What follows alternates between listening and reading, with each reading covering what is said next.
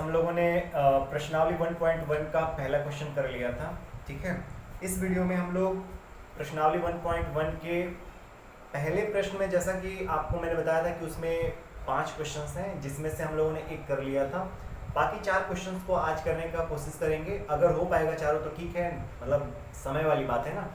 अगर हो जाएगा तो ठीक है, नहीं होगा तो कम से कम 2 क्वेश्चन 3 क्वेश्चन तो आराम से जाना ही जाना है। ठीक है, और उम्मीद है कि अब जो है हमारे विद्यार्थियों को लिखने में कोई दिक्कत नहीं होगा, क्योंकि हमारे स्टूडेंट्स कहते थे हमेशा कि सर कंसेप्ट समझ में आता है कहीं ना कहीं पहले चैप्टर में, लेकिन उसको कैसे राइट करना है ये नहीं आता है। बट अब मेरे को भरोसा है कि अब आप कहीं ना कहीं लिखने का धीरे धीरे आपको प्रैक्टिस हो रहा होगा और आपको मज़ा भी आ रहा होगा। अब आप लिख पा रहे होंगे और कुछ क्वेश्चंस को आप ट्राई कर पा रहे होंगे। ठीक है ना, तो चलिए आज भी हम लोग कुछ प्रश्नों को लेंगे और उनको जो है हम लोग करने का प्रयास करेंगे। ठीक है, ठीक है, तो चलिए नेक्स्ट क्वेश्चन देखिए। इस प्रश्न को प्रश्नावली 1.1 का पहला का दूसरा है। इंग्लिश वाले विद्यार्थियों को अब कोई दिक्कत नहीं होगा, स्क्रीन पे क्वेश्चन शो कर रहा होगा। इसमें आपको देखिए प्राकृतिक संख्याओं का एक समुच्चय n दे रखा है और इस पे एक संबंध r को इस तरीके से परिभाषित किया गया है। ठीक है, आपको बताना है कि क्या ये r सम्मित है कि संक्रामक है कि स्वतुल्य है, बस आपको ये बताना है। ठीक है ना, और इसको कैसे राइट करना है यही देखना है। चलिए स्टूडेंट्स देखने का प्रयास करिए। सबसे पहले हम लोग काम करते हैं कि ये जो रिलेशन है ना, इस रिलेशन को हम लोग सबसे पहले जैसे सेट वेरिएबल फॉर्म में दे रखा है, हम लोग क्या करेंगे कि पहले इसको रोस्टर फॉर्म में लिख लेंगे। ठीक है ना, रोस्टर फॉर्म में लिखने का तरीका क्या है, इस तरीके से ध्यान से देखिए। अब देखो x जो है 4 से छोटा होना चाहिए, x 4 से छोटा होना चाहिए। और देखो x मतलब बोला है प्राकृतिक संख्याओं का समुच्चय n है, मतलब x एक नेचुरल नंबर है और अभी नेचुरल नंबर 4 से छोटा होना चाहिए, मैं पहले बता दे रहा हूँ। ठीक है ना, नाउ सी, तो अगर x इक्वल टू मैं 1 रखूंगा तो यहाँ से y इक्वल टू क्या आ जाएगा 6। अगर मैं x इक्वल टू 2 रखूंगा तो y इक्वल टू क्या आ जाएगा, y इक्वल टू क्या आ जाएगा, अगर 2 रखेंगे तो 7। और अगर x इक्वल टू मैं 3 रखूंगा तो y इक्वल टू क्या आ जाएगा 3, 5, 8 आ जाएगा। समझ में आ रहा है ना। अर्थात इस तरीके से इसमें कौन कौन से अवयव आएंगे, तो आप कहेंगे सर 1, 6 आएगा, फिर 2, 7 आएगा, फिर आप कहेंगे कि सर 3, 8 आएगा। है ना, समझ में आ रहा है। अब देखो स्टूडेंट, अब बहुत अच्छी तरीके से आप बता सकते हैं कि ये जो है स्वतुल्य है कि नहीं है, सम्मित है कि नहीं है, संक्रामक है कि नहीं है, बहुत आसानी से आप बता सकते हैं।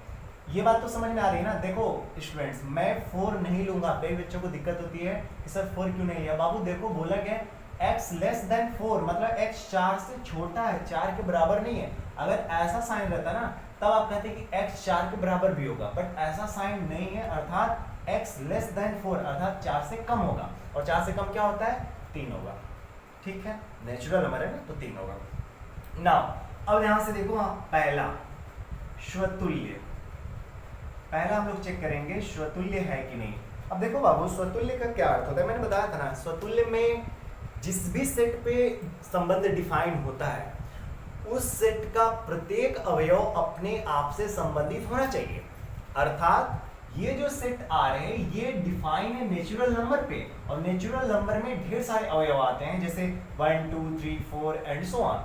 तो क्या 1 का 1 से संबंध है क्या, इसमें देख लो, क्या 1 का 1 से संबंध कहीं दिख रहा है क्या इसमें, नहीं। 2, 2 से संबंध है कहीं, नहीं है। और अगर ऐसा नहीं है तो आप बोलोगे सर ये स्वतुल्य तो नहीं होगा ना, स्वतुल्य बिल्कुल नहीं हो सकता ये। क्लियर है, चलो तो देखो आप क्या लिखोगे, सिंस मतलब चूंकि 1, does not belongs to r। समझ में आ रहा है। आप केवल एक अवयव दिखाओ जो इसमें नहीं दिखाई दे रहा है। वैसे तो बहुत है, क्योंकि नेचुरल नंबर में बहुत अवयव आते हैं ना, बहुत सारे एलिमेंट्स आते हैं। तो 1 का 1 से संबंध नहीं है, 2 का 2 से नहीं है, 3 का 3 से नहीं है, 4 का 4 से नहीं है, 5 का 5 का नहीं, 5 का 5 से नहीं है, 100 का 100 से नहीं है। ऐसा कुछ दिखाई दे रहा है क्या, बिल्कुल नहीं दिखाई दे रहा है। आप किसी एक एलिमेंट्स को लेकर कहो कि देखो 1, 1 does not belongs to r, इसलिए r स्वतुल्य नहीं है। समझ में आ रहा है ना, एकदम बस इतना ही लिख रहे हैं, बहुत ज्यादा नहीं जाना है, बहुत ज्यादा घबराना नहीं है, आराम से सिंपल वे में इसी तरह से आपको करना है, कोई दिक्कत नहीं होगा। ठीक है, चलो मेरे डियर स्टूडेंट, अब हम लोग देखते हैं सममित। सममित आप चलिएगा सममित में। सममित में क्या होता है, मैंने आपको पहले ही बता रखा है सममित क्या होता है। सममित में मैंने आपको बताया था कि अगर a comma b belongs to r है, यदि ऐसा है, पहले मैं बता रहा हूं इसको मानना पड़ता है कि यदि a comma b belongs to r है तो b comma a also belongs to r होना चाहिए। मैं कई दफा बता रखा हूं, अब नहीं बताऊंगा, ठीक है ना, अब नहीं बताऊंगा, ये आपको आना चाहिए ना। अब देखो यहाँ पे मैं कोई भी एक तत्व लेता हूं, आप लिखेंगे चूंकि मतलब since 1 comma 6 belongs to r तो है, ये तो साफ साफ दिख रहा है, 1 कामा 6 r में तो है, लेकिन क्या 6 कामा 1 r में है क्या? नहीं। लेकिन 1 कामा 6 तो है, लेकिन 6 comma 1 does not belongs to r। देखो है क्या? नहीं। और अगर ऐसा नहीं है तो आप लिखेंगे इसलिए r सममित नहीं है, r सममित नहीं है। समझे? अब चलो सतुल्य के बाद सममित के बाद हम लोग क्या करेंगे? संक्रामक। और यहां समझना बहुत जरूरी है, ठीक है ना। अगर यहां पे नहीं समझे ना तो मैं रियली बता दे रहा हूं कि आपको फिर समझ में कभी भी नहीं आएगा, तो आपको इसको समझना बहुत जरूरी है। ठीक, देखो संक्रामक क्या कहता है। संक्रामक कहता है कि यदि a comma b belongs to r, ये मानना है, माना a comma b belongs to r है, वह b comma c belongs to r है, देन मतलब तब जो है, मतलब ध्यान से देखो, अगर a comma belongs to r है और b comma c belongs to r है, अर्थात यहां भी है तो यहां भी b होना ही चाहिए। समझ में आ रहा है? अगर यहाँ b है तो यहाँ भी b होना चाहिए, तब जो है a और c में एक रिलेशन आएगा, तब जो है a comma c belongs to r हम लोग देखेंगे। मैंने क्या बोला? अगर a comma b belongs to r है तो यहाँ भी b से ही स्टार्ट होकर कोई ऑर्डर पेयर होना चाहिए, और वह भी अगर r में है तब हम लोग देखेंगे कि a comma c belongs to r, तब हम लोग देखेंगे। अब अगर मान लो कि a comma b belongs to r तो है, लेकिन b comma c belongs to r हो ही ना, अर्थात b से स्टार्ट होने वाला कोई अवयव है ये नहीं है, कोई ऑर्डर पेयर है ये नहीं है। b से स्टार्ट होने वाला अगर इसके अलावा, मतलब पहले ध्यान से सुनो, मैं बस सिंपल, देखो घबराओ नहीं, टेंशन मतलब बिल्कुल टेंशन नहीं लेना है, समझने की कोशिश करो। मैं ये कह रहा हूं कि संक्रामक क्या कहता है। संक्रामक कहता है कि अगर a comma b belongs to r है और b comma c belongs to r है तो a comma c belongs to r होगा ही होगा, लेकिन कब? ध्यान से सुनो, a कामा b मतलब पहले ऑर्डर पेयर का दूसरा अवयव और दूसरे ऑर्डर पेयर का पहला अवयव, ये बिल्कुल सेम होना चाहिए, तब ये वाला कंडीशन को हम लोग देखेंगे, तब हम लोग इस वाली कंडीशन को देखेंगे। लेकिन क्वेश्चन ये है कि अगर मान लो ये इसमें बिलोंग्स तो कर रहा है, लेकिन B से स्टार्ट होने वाला कोई ऑर्डर पेयर हो ही ना, तो सर समझ पा रहे हो बात को जो मैं समझाना चाह रहा हूं? अगर B से स्टार्ट होने वाला कोई अवयव ही ना हो, अवयव नहीं बोलेंगे, ऑर्डर पेयर ही ना हो, तो क्या बोलेंगे? तो मैं आपको बता दूं, अगर न मिलेगा तो नो डाउट आप उसको बोल दीजिएगा कि वो एक संक्रामक है। समझ में आ रहा है ना? संक्रामक के लिए क्या होना चाहिए? ये भी रहे तब हम कुछ डिसीजन लेंगे, लेकिन बाबू ये तो है, लेकिन ये रहबे ना करे, तब कैसे डिसाइड करेंगे ये वाला? तो कोई डिसीजन नहीं है, तो वैसे जगह पे डायरेक्ट बोलेंगे कि वो एक संक्रामक होगा। बात पकड़ में आई? बहुत इंपॉर्टेंट है, और ऐसे जगहों पे जो है ना बहुत स्टूडेंट जो है कंफ्यूज हो जाते हैं। मैं आपको पहले बता दे रहा हूँ, आपको कंफ्यूज नहीं होना है, बिकॉज आप मेरे स्टूडेंट हो और मैं अपने स्टूडेंट्स का कोशिश करता हूँ कि एक भी डाउट न रह जाए। तो ये बहुत बड़ा कंसेप्ट है, इसको समझना बहुत जरूरी है, ये इसको इंपॉर्टेंट रखिएगा इस क्वेश्चन को। बोर्ड में अगर ये प्रश्न आ गया, मैं गारंटी कह रहा हूँ बहुत लोग इसको नहीं कर पाते, मैक्सिमम स्टूडेंट नहीं कर पाते। मैक्सिमम स्टूडेंट काम क्या करते हैं? मैं अभी दिखा रहा हूं, अभी मैं बताऊंगा, बट पहले इसको देखो। यहां पे देखो 1 कामा, आप यहां पे देखेंगे since 1 comma 6 belongs to R तो है, वह नहीं, अभी वह नहीं, 1,6 बिलोंग्स टू आर तो है, लेकिन अगला 6 कामा समथिंग तो कुछ होना चाहिए ना। आप देखो ना इसमें 1,6 से स्टार्ट, तो मतलब एक ऑर्डर पेयर तो मेरे को मिला है, लेकिन दूसरा ऑर्डर पेयर 6 से स्टार्ट होने वाला कोई मिला क्या? ना ना, मिला ही नहीं। अब बताओ ना, 6 से स्टार्ट होने वाला कोई ऑर्डर पेयर है क्या? नहीं है। केवल वही नहीं, आप यहां पर भी देख लो ना, 2,7 है, तो 7 से स्टार्ट होने वाला कोई है क्या? नहीं है। और वो छोड़ो यार, बाकी ऑर्डर पेयर को हम चेक ही नहीं करेंगे, एक ऑर्डर पेयर अगर गड़बड़ा गया तो छोड़ो ना, समझ में आ रहा है ना, एक ऑर्डर पेयर में गड़बड़ा मतलब छोड़ दो, यहीं से काम करो। अब ध्यान से देखो, 1,6 बिलोंग्स टू आर है, लेकिन याद रखिएगा, लेकिन आर में कोई ऐसा, ध्यान से एकदम इसी तरह से लिखना है, आर में कोई ऐसा क्रमित युग्म नहीं है जिसका पहला तत्व 6 हो, अतः क्या लिखोगे? अतः जब अगर दूसरा हो ही नहीं तो बाबू हम तीसरा के लिए क्या डिसीजन करेंगे? नहीं कर पाएंगे। समझ में आ रहा है ना, नहीं कर पाएंगे। और नहीं कर पाएंगे तो नो डाउट मैंने बोला ना कि ऐसे लोगों को संक्रामक बोल दिया जाएगा। तो आप क्या लिखेंगे? अतः आर संक्रामक है। आर क्या है? संक्रामक है। कितना मजेदार है ना। बच्चे क्या करते हैं? बच्चे ये कहते हैं, ध्यान से समझो, ऐसे 1,6 है तो 6 कामा कुछ दिखाई नहीं दे रहा है, और 6 कामा अगर कुछ दिखाई नहीं दे रहा है मतलब ये भी संक्रामक नहीं है। नहीं बाबू, गलत है, बिल्कुल गलत है। 1,6 नहीं है। देखो ध्यान से देखो, 1 कामा यहाँ 1,6 बिलोंग्स टू आर है, तो 6 कामा समथिंग बिलोंग्स टू, अगर मान लेते हैं कि ऐसा कुछ 6 कामा, चलो मैं x मानता हूँ, बिलोंग्स टू आर, ये दोनों रहेंगे तभी तो हम ये तीसरा का डिसीजन कर पाएंगे ना। बट यहाँ पे तो दूसरे नहीं है, तो तीसरा का डिसीजन कहाँ से करेंगे?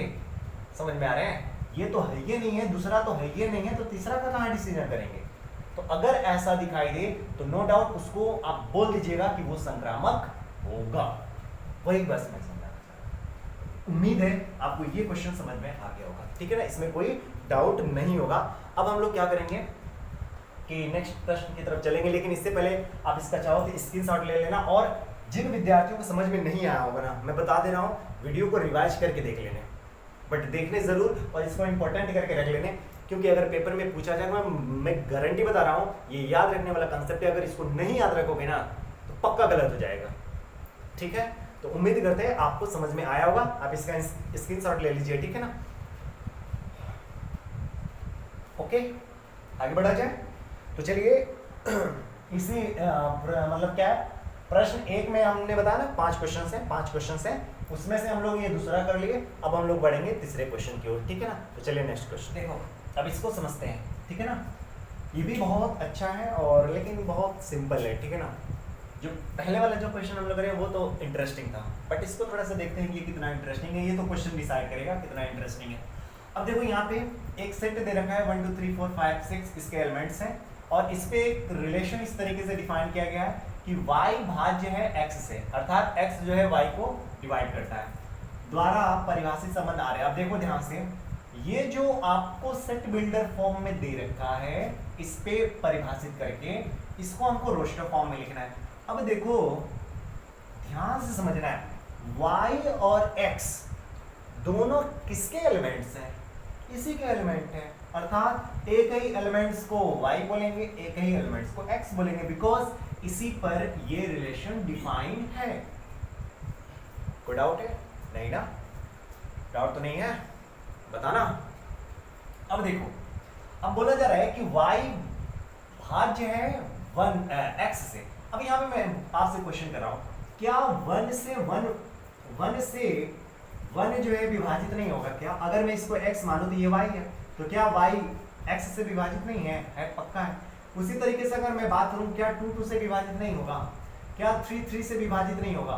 क्या 3 क्या 4 4 से विभाजित नहीं होगा? क्या 5 5 से विभाजित नहीं होगा, क्या 6 6 से विभाजित नहीं होगा, ये तो पक्का होगा।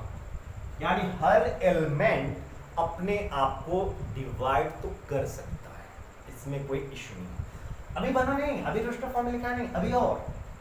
अब देखो 1 का भाग तो 1 में जा ही सकता है, 1 का भाग 2 में भी तो जा सकता है, फिर 1 का भाग 3 में भी तो जा सकता है, फिर 1 का भाग 4 में भी जाएगा, 1 का भाग 5 में भी जाएगा और 1 का भाग 6 में भी जाएगा। क्लियर है? अभी इतना ही नहीं, अभी और रोस्टर फॉर्म में मैं आपको दिखा कर मैं चाहता हूं कि आपको सही करवा दूं, ठीक है। अब देखो, अब 2 का हम लोग चेक करते हैं, 2 का किस में जाएगा। 2 का जो है 2 में तो जाएगा, ये ऑलरेडी मैंने लिख रखा है। 2 का 3 में नहीं जाएगा, 2 का 4 में जाएगा और 2 का 6 में जाएगा, ये काम हो गया। 3 का तो 3 में जाएगा, ये भी मैंने ऑलरेडी लिख रखा है। 3 का 4 में नहीं जाएगा, 5 में नहीं जाएगा, 6 में जाएगा, तो 3 का 6। अब देखो 4 का 4 में जाएगा क्या, बिल्कुल जाएगा, वो मैंने कर रखा है। 4 का 5 में जाएगा क्या, बिल्कुल नहीं जाएगा, तो वो मैं नहीं करूंगा। 4 का जो है 6 में जाएगा, बिल्कुल नहीं जाएगा, तो अभी नहीं करना है। 5 का 5 में जाएगा, बिल्कुल मैंने लिख रखा है। फिर 5 का 6 में जाएगा, बिल्कुल नहीं जाएगा। 5 का 6 में नहीं जाएगा, बिल्कुल सही है। क्लियर है ना? अब देखो 6 का तो खैर ये नहीं करना है, उसको हटा ही दो, ठीक है। अब बताओ, ये मैंने इसको देखो, ये रिलेशन डिफाइन करा है इस सेट पे और उस पे डिफाइन करा था सेट बिल्डर फॉर्म में, मैंने उसको रोस्टर फॉर्म में लिखा। अब तो मैं गारंटी के साथ कह सकता हूं कि आप देखकर डिसाइड कर सकते हो मेरे डियर स्टूडेंट कि कौन जो है इसमें, मतलब ये रिलेशन जो है रिफ्लेक्सिव है कि नहीं है, सिमेट्रिक है कि नहीं है, ट्रांजिटिव है कि नहीं है, अर्थात स्वतुल्य है कि नहीं है, समित है कि नहीं है और संक्रामक है कि नहीं है। अब हम लोग चेक करते हैं।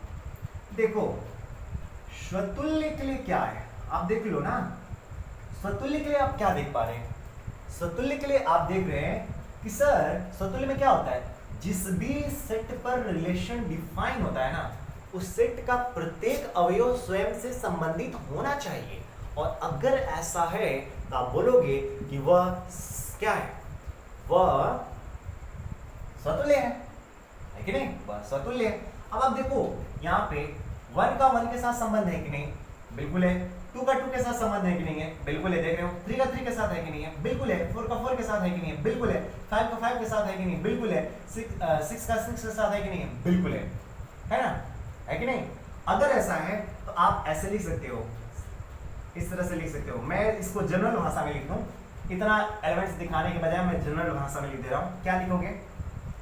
इस तरीके से, ध्यान से समझिए। आप चाहो तो कुछ देखो, आप जैसे चाहो वैसे कर लो, लेकिन मैं जो बता रहा हूं कई तरीके से आप कर सकते हो। देखो आप क्या लिखोगे, सिंस मतलब चूंकि ए भाज्य है ए से, नहीं, ए भाज्य है ए से, एकदम यही भाषा, बिल्कुल यही भाषा मैंने दिया। ए भाज्य है ए से, यानी हर अवयव अपने आप को विभाजित कर सकता है, यानी हर अवयव अपने आप से भाज्य है। अब आप कहें सर ए क्यों लिखे, यही तो एलर्जी हो गई। अब मैंने क्या करा, इस सेट ए के पूरे तत्वों को मैंने स्मॉल ए से दर्शा दिया। अगर आपको डाउट है तो मैं कुछ और भी ले सकता हूं, बट मैंने ए लिया, मैंने इसके प्रत्येक अवयव को, अब बताओ मैं बार बार ऐसा नहीं लिखूंगा। देखो ना, मैं चाहूं तो ये भी दिखा सकता हूं, चूंकि 1, 1, 2, 2, 3, 3, 4, 4, 5, 5, 6, आर में है, अतः आर एक स्वतुल्य है। मैं ये भी लिख सकता हूं, बिल्कुल कर सकता हूं। 1, 1 में है, मतलब 1, 1 आर में है, 2, 2 आर में है, 3, 3 आर में है, 4, 4 आर में है, 5, 5 आर में है, 6, 6 आर में, मैं बिल्कुल कर सकता हूं। आप लिख सकते हैं, बट इतना लिखने के बजाय एक जनरल फॉर्म क्यों ना दे दें, हम एक सामान्य रूप क्यों ना दे दें। तो वही मैंने बोला कि अगर मान लिया इसके प्रत्येक अवयव को मैंने ए मान लिया, ठीक है ना, तो क्या मैं ऐसा लिख सकता हूं कि नहीं कि ए भाज्य है ए से, ए इज डिविजिबल बाय ए। और अगर ऐसा है तो आप क्या लिखेंगे, इसलिए अगर ध्यान से देखो, और ये आप यहां पे लिख सकते हैं ऐसे, आप ऐसे कर सकते हैं, ध्यान से समझिए। ए भाज्य है ए से, तो आप क्या लिखेंगे, ए कामा ए, इसलिए A comma A belongs to R होगा, for all A belongs to capital. बताओ गड़बड़ तो नहीं है? मैंने क्या लिखा देखो ना, ए का ए के साथ संबंध है, अर्थात एक जगह अगर 1 रखूं तो 1 का 1 के साथ संबंध है, वो आर में है कि नहीं? बिल्कुल दिखाई दे रहा है। 2 का 2 के साथ संबंध है, बिल्कुल आर में दिखाई दे रहा है। 3 का 3 के साथ है, बिल्कुल आर में दिखाई देगा। 4 का 4 के साथ है, बिल्कुल आर में दिखाई देगा। 5 का 5 में बिल्कुल दिखाई देगा। 6 का 6 में बिल्कुल दिखाई देगा, है कि नहीं? समझ में आया कि नहीं? दिक्कत तो नहीं है ना?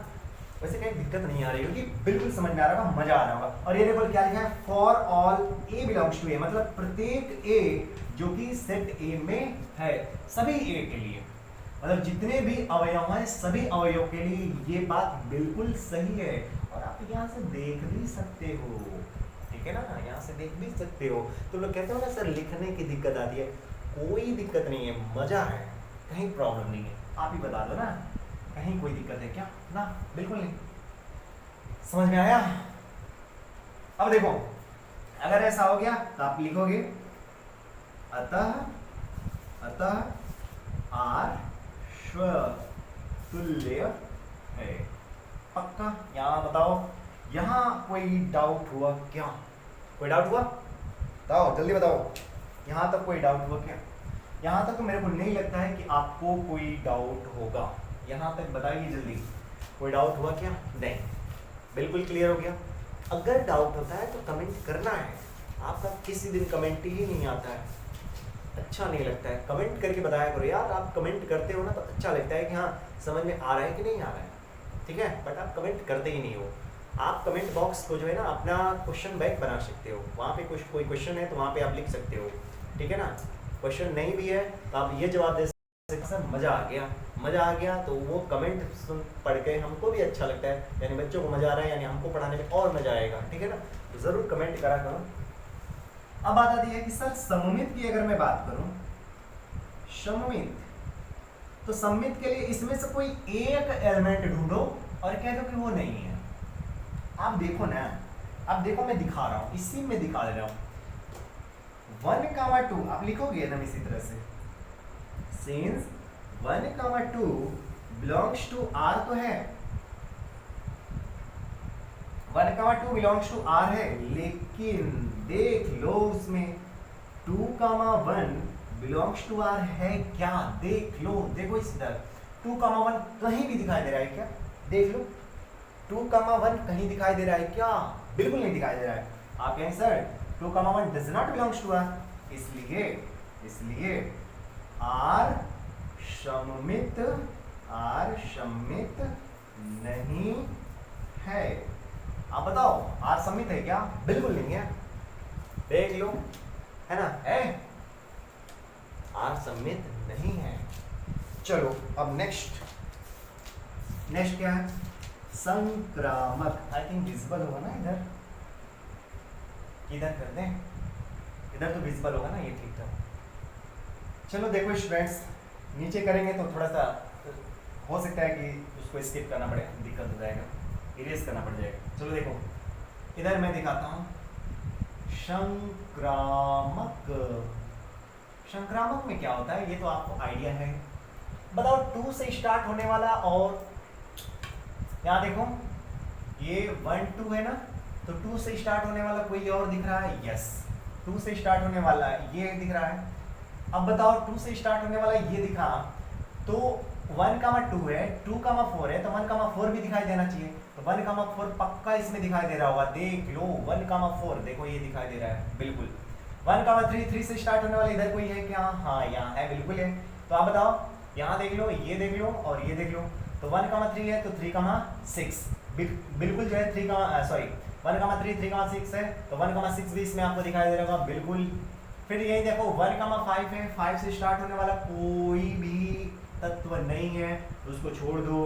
फिर उसी तरह से मैं बात करूं 1, 6 है, तो 6 से स्टार्ट होने वाला कोई है क्या?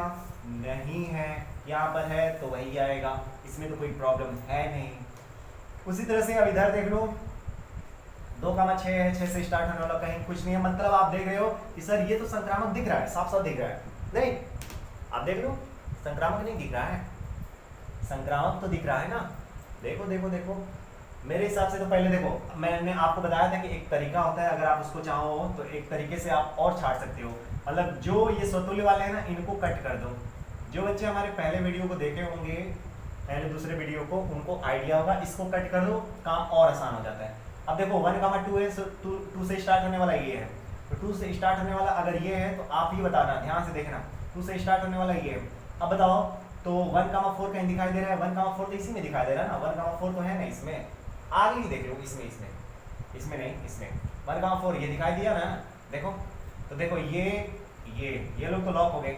अब वही देखो ना, 1,2 है, 2 से स्टार्ट, तो ये भी दिखाई दे रहा है, तो 1,6 कहीं होगा, बिल्कुल होगा, देख लो ये भी लॉक हो गया है ना। अब देखो 1,3 है और तो 3,6 ये है। अब बताओ तो 1,6 कहीं दिखाई दे रहा है? बिल्कुल दिखाई दे रहा है ना। 1,5 है, तो 5 कामा कुछ है क्या? नहीं है। तो मैंने बोला था कि अगला ऑर्डर पेयर जब ना मिलेगा तो उसको संक्रामक बोल दो। तो यहाँ पे आप देख रहे हो कि सर ये संक्रामक है ना। आप क्या देख पा रहे हो कि सर ये संक्रामक है, और अगर संक्रामक है तो इसको जनरल फॉर्म में लिख दो। देखो जब नहीं है ना तो नहीं दिखाने के लिए कोई एग्जांपल दे दो, बट अगर है ना तो जनरल फॉर्म लिख दो, क्या प्रॉब्लम है? समझ में आ रहा है?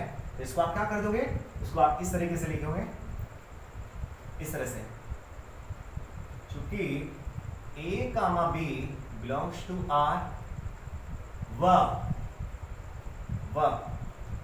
B, C belongs to R, ठीक है ना। एक नॉर्मल, बस ध्यान से समझने वाली बात है। ये क्या इंप्लाई करता है? ये इंप्लाइज ये करता है कि V भाज्य है A से, व यहां लिखोगे C भाज्य है B से। नहीं, आप भी कॉमन सेंस लगाओ ना।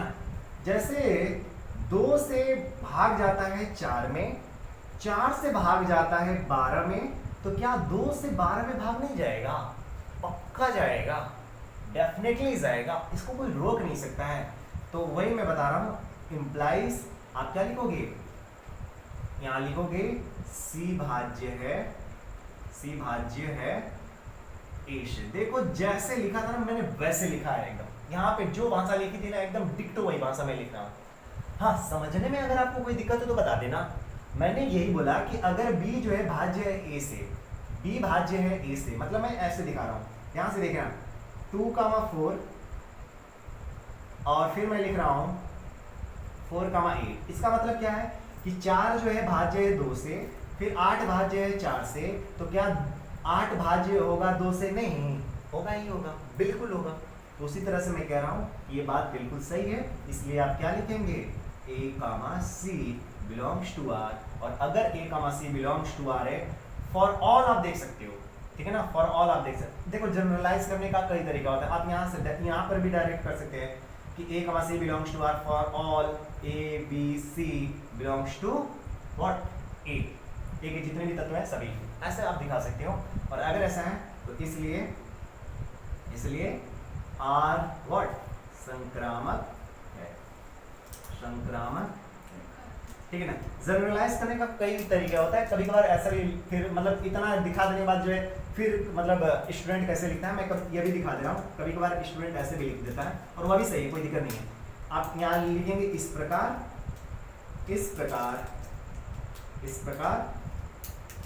यदि A, B belongs to R व B, C belongs to R,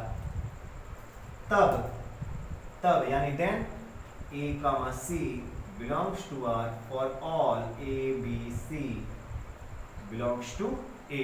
इसलिए R संक्रामक है। जैसा आपको समझ में आ रहा है वैसे लिखो, कहीं दिक्कत नहीं है। समझ में आ रहा है ना?